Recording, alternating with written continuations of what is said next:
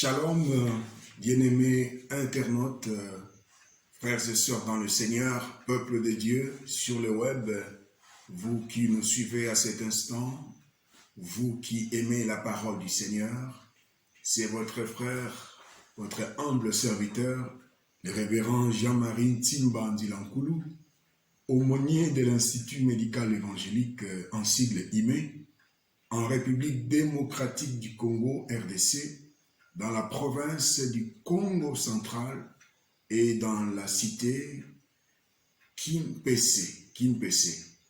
Nous vous souhaitons de bons moments de partage de la parole de Dieu. Prions le Seigneur.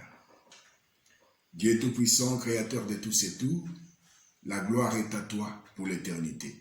Bénis ces moments de partage de ta parole avec les bien-aimés internautes, au nom de Jésus.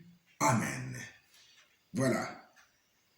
Le Seigneur nous a mis à cœur de parler d'un sujet très capital, d'un sujet qui est toujours d'actualité. C'est vrai, aujourd'hui, et je dirais depuis un bon moment, depuis le mois de décembre 2019, donc de l'année passée, jusqu'à nos jours, il y a un sujet qui est d'actualité, c'est la pandémie au coronavirus, la coronavirus 19, cette nouvelle souche de corona qui a été découverte en Chine en 2019. C'est vrai, c'est une maladie qui est provoquée par ces virus, corona, et ça provoque de la terreur partout dans le monde, des milliers de cadavres, des milliers de personnes qui en meurent au travers le monde, des milliers de gens également qui sortent vainqueurs par la grâce divine, qui sont donc guéris.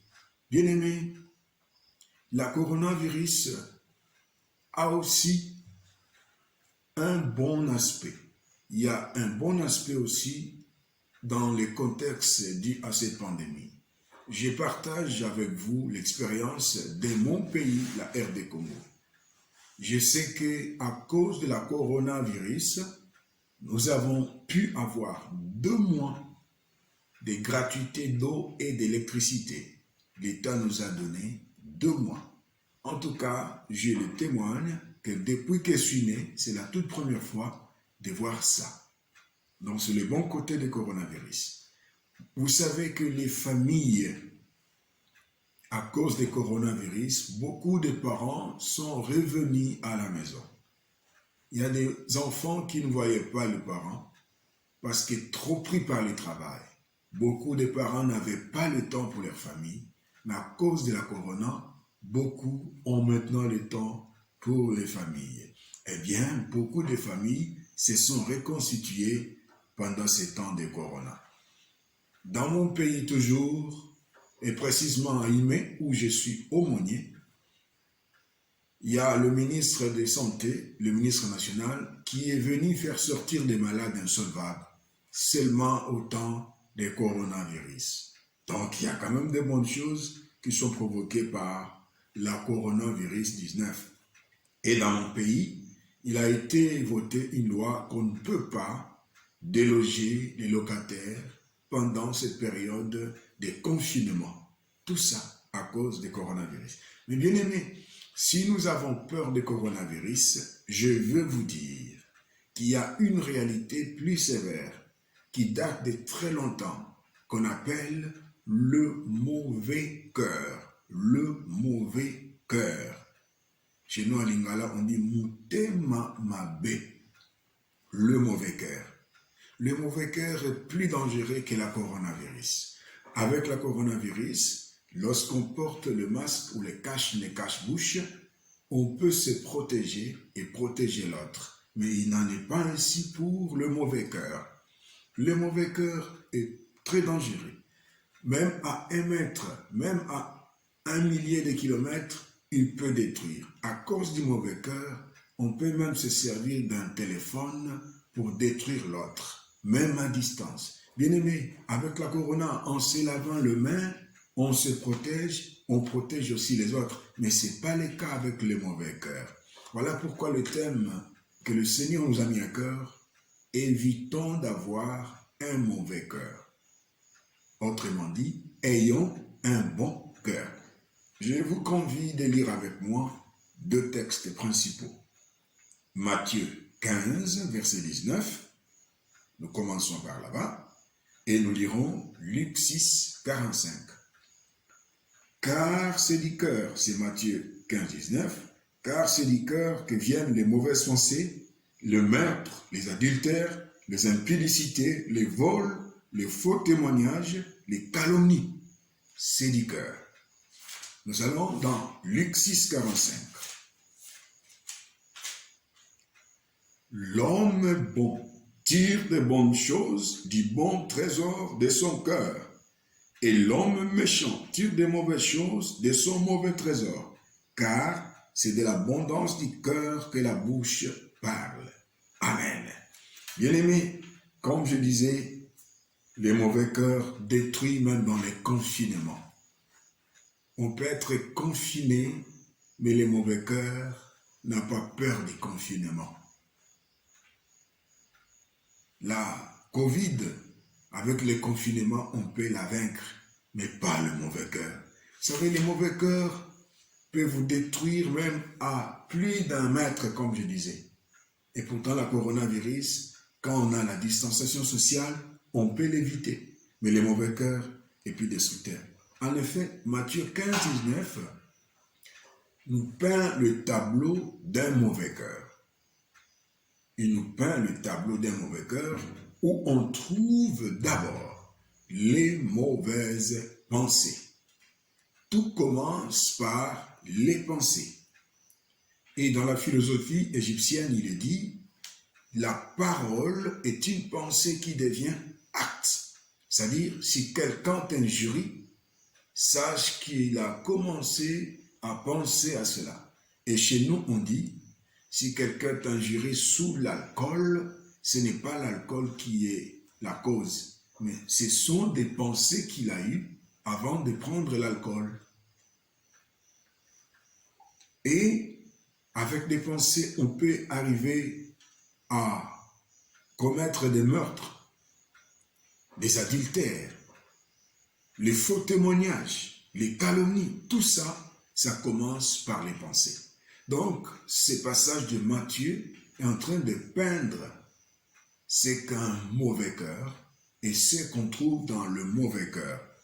Chers frères et sœurs dans le Seigneur, bien-aimés internautes, le mauvais cœur est très dangereux, destructeur à plusieurs niveaux. Au niveau de la famille, il détruit. Quand nous lisons dans Genèse, vous pouvez le lire chez vous, Genèse 4, 1 à 8, nous voyons Caïn qui va détruire son propre frère Abel. Tout ça à cause du mauvais cœur. Et quand nous allons dans Genèse 37, 1 à 28, 11 frères, je dirais 10 parce que l'autre est encore petit, 10 frères vont se liguer contre leur frère, leur demi-frère. Joseph était vendu par ses propres frères parce qu'ils avaient de la haine avant tout et ensuite ils voulaient le tuer et Dieu étant intervenu, ils l'ont vendu en Égypte. Pour eux, c'était une façon de se débarrasser de lui. C'est le mauvais cœur. Le mauvais cœur détruit aussi au milieu professionnel, au lieu de travail. Quand nous lisons dans Daniel 6, 1 à 24, Daniel a souffert du mauvais cœur de ses collègues de service, ses 2 surintendants et 120 satrapes qui avaient fait la coalition pour chercher à couler Daniel, pour chercher à le détruire. Le décret qu'ils ont demandé au roi de publier, c'était pour que Daniel tombe au piège et qu'on le jette dans la fosse aux lions. Tout ça, c'est les mauvais cœurs. Et même dans l'église, les mauvais cœurs accomplissent beaucoup de choses bizarres. Le mauvais cœur est à la base de beaucoup de méfaits, même dans l'église. Quand vous lisez dans Actes 23, 12 à 15, là nous voyons 40 personnes qui avaient pris la décision de jeûner et prier, de ne rien manger, rien boire, jusqu'à ce qu'ils aient tué Paul. Et dans Apocalypse, chapitre 2, versets 12 à 13, là on parle dans cette église où on a tué un témoin fidèle de Jésus-Christ. Et là, il est écrit, dans votre église, là où Satan a sa demeure. Même dans l'église, aujourd'hui, nous avons des cas d'empoisonnement, même dans des églises. Tout ça, ce sont des preuves qui attestent qu'il y a beaucoup qui ont un mauvais cœur, même en venant dans les églises. Alors, que faire pour avoir un bon cœur? Parce que nous déplorons les mauvais cœurs. Nous avons dit, évitons d'avoir un mauvais cœur, ayons un bon cœur. Là, 2 textes vont nous aider dans Proverbe 23, le verset 26. Proverbe 23, verset 26, il est écrit ceci. Mon fils, donne-moi ton cœur, et que tes yeux plaisent dans mes voies. Mon fils, donne-moi ton cœur. Dieu nous demande nos cœurs. Ça veut dire, le cœur avec lequel nous sommes nés, c'est les mauvais cœurs. Il n'y a personne qui est né avec un bon cœur. Parce que la Bible dit que nous sommes tous des gens qui sont nés privés de la gloire de Dieu. Nous ne sommes pas nés justes. Alors Dieu nous demande notre cœur. Ça veut dire, donnez-vous à moi.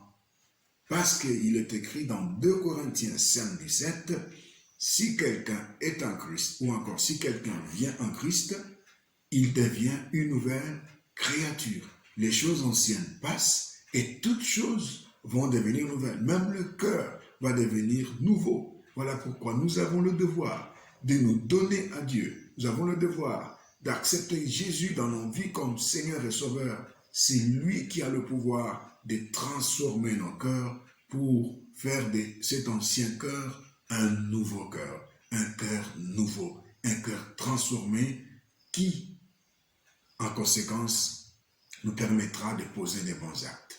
Bien-aimés, nous avons parlé d'une réalité plus dangereuse que la coronavirus, c'est le mauvais cœur.